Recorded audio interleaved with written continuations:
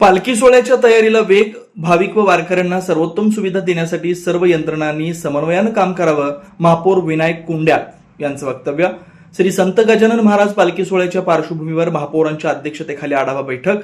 स्वच्छता, रस्ते, प्रकाश व्यवस्था, पाणी, आरोग्य व सुरक्षा व्यवस्थेबाबत अधिकाऱ्यांना सूचना. श्री संत गजानन महाराज शेगाव पालखी सोहळ्याच्या पार्श्वभूमीवर सोलापूर शहरातील भाविक व पालखीसोबत येणाऱ्या हजारो वारकऱ्यांना आवश्यक नागरी सुविधा सुरळीत उपलब्ध करून देण्यासाठी आज क्रांतीज्योती सावित्रीबाई फुले सभागृह येथे महापौर श्री विनायक कुंड्याल यांच्या अध्यक्षतेखाली आढावा बैठक पार पडली. बैठकीत पालखी मार्गावरील स्वच्छता, रस्त्यांची दुरुस्ती, प्रकाश व्यवस्था, पाणी पुरवठा, आरोग्य सुविधा, वाहतूक नियोजन, मुक्कामाच्या ठिकाणची व्यवस्था तसेच वारकऱ्यांसाठी करण्यात येणाऱ्या सुविधांबाबत सविस्तर चर्चा करण्यात आली. यावेळी स्थायी समिती सभापती सौ रंजिता चाकोदे, महापालिका आयुक्त डॉक्टर सचिन ओंबासे, अतिरिक्त आयुक्त वीणा पवार, पोलीस उपायुक्त प्रीतम यावलकर, उपायुक्त सोनाली यादव, नगरसेविका राजश्री दोडमणी, सहाय्यक पोलीस आयुक्त सुधीर खिराडकर, नगर अभियंता सारिका कुरवार, आरोग्य अधिकारी डॉक्टर राखी माने, पशुवैद्यकीय अधिकारी डॉक्टर सतीश चौगुले, कार्यकारी अभियंता विद्युत राजेश परदेशी, श्री संत गजानन महाराज पालखी सोहळ्याचे स्थानिक प्रतिनिधी सुनील फाळके व सुनील कुलकर्णी यांच्यासह महापालिकेचे सर्व विभाग प्रमुख, संबंधित अधिकारी उपस्थित होते. बैठकीत पालखी सोहळ्याचं स्थानिक प्रतिनिधी महापालिकेकडून दरवर्षी पालखी सोहळ्यासाठी करण्यात येणाऱ्या नियोजनबद्ध सुविधा व सहकार्याबद्दल आभार व्यक्त केले.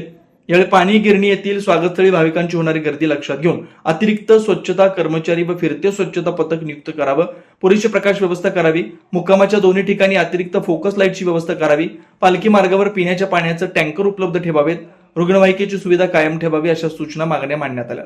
बैठकीत महापौर श्री विनायक कुंड्याल यांनी सांगितलं की प्रतिवर्षी श्री संत गजानन महाराज शेगाव संस्थानची पालखी आषाढी वारीसाठी पंढरपूरकडे जात असताना सोलापूर शहरात 2 दिवस मुक्काम करते.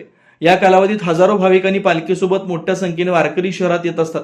त्यामुळे प्रत्येक भाविक व वारकऱ्याला कोणत्याही प्रकारची गैरसोय होणार नाही यासाठी महापालिकेच्या सर्व विभागांनी समन्वयानं काम करून सर्व नागरी सुविधा वेळेत उपलब्ध करून द्याव्यात.